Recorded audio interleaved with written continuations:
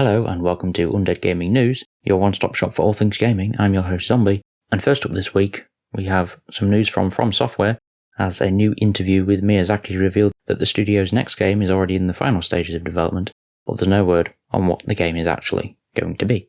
I would assume that it's not going to be something as big as Elden Ring, for example, because obviously that released in February, and they haven't had enough time to make anything of that size within a few months. And I know most of the team were focused on Elden Ring throughout its entire development, so they wouldn't have been able to make two games of the same size, I don't believe. So I would assume it's going to be a smaller project, but we'll have to wait and see exactly what it will be. However, over at Epic Games Store, they're adding a new rating system designed to display honest user review scores and prevent review bombing. Following a play session, random players will be offered the opportunity to score a game up to 5 stars, and over time these scores will help populate the overall rating that will appear on the product store page. Because these requests are randomised, they won't spam players, and they probably won't be asked about every game or app used. This approach protects games from review bombing and ensures people assigning scores are actual players of the game. Players will also be asked a question that relates to their most recent session. The questions can cover a broad range of things, and they will have a number of potential responses. Players may be asked to respond yes or no to "Is this game good to play with the group?" And players could also be presented with a multiple choice poll asking how challenging are the bosses in this game. You'll also have to spend at least 2 hours in total in any given game before the Epic Games Store will even ask you about it, presumably so that you will give the game a good chance before you actually review it.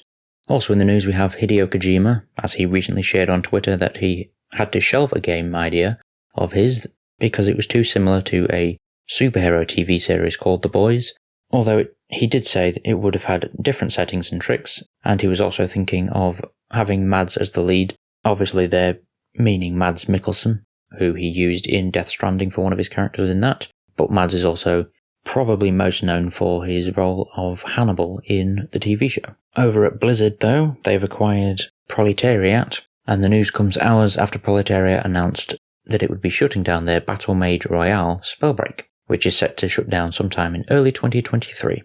They was already working with Blizzard since May, however, but with the new deal, the 100-person team are officially integrated into Blizzard to work on World of Warcraft.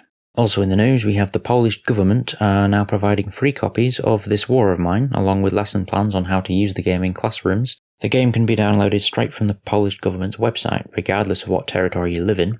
But of course the government over there is trying to ingratiate the game in with lessons, I would assume, so that they can teach people, or teach their students about the effects of war. As obviously in This War of Mine, if you've not played it, you do play as a group of survivors who are in a war-torn country, and you have to survive, make moral decisions when you meet certain people. Over at Nintendo, they had a new Direct. It was a mini Direct, where they showed off Monster Hunter Rise Sunbreak, Nier Automata The End of Your Edition, which I believe is the Game of the Year edition, but with new masks and stuff that are exclusive to the Nintendo Switch version. They also showed off Lorelli and the Laser Eyes, Super Bomberman R2, Mega Man Battle Network Legacy Collection, Pac-Man World Repack, which I think is a remaster of Pac-Man World from 1999. They also had Blank, Return to Monkey Island, Mario and Rabbids Spark of Hope, Little Noah, Ski-On of Paradise, Railgrade, RPG Time The Legend of Wright, Sonic Frontiers, Disney Dreamlight Valley, Live a Live, Doraemon Story of Seasons, Friends of the Great Kingdom, Minecraft Legends, Dragon Quest Treasures, Portal Companion Collection, Harvestella, and finally Persona 5 Royal. Outside of the Nintendo Direct, they're also bringing Metroid Prime Trilogy to the Switch. The whole trilogy is getting a full remaster, as well as Metroid Prime 4 being in development as well. I would assume they're doing all that due to the massive success of Metroid Dread, because I believe that was one of the best-selling games, if not the best-selling game, that the Switch has ever had when that released.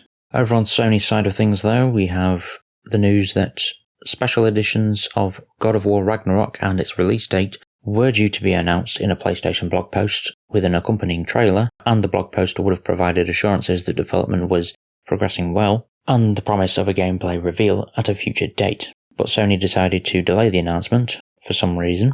We're unsure of why that is yet, but over on Twitter, Cory Barlog promises that things will be shared at the earliest possible moment that they can be, but it's not up to him on when those things are shared. So I would assume Sony has full control over when things get shown off and announced and stuff. But that's about all we have time for this week. If you have any thoughts on any of the topics that have been discussed this week, then please leave them in the comments section below, and I'll see you next week. Goodbye.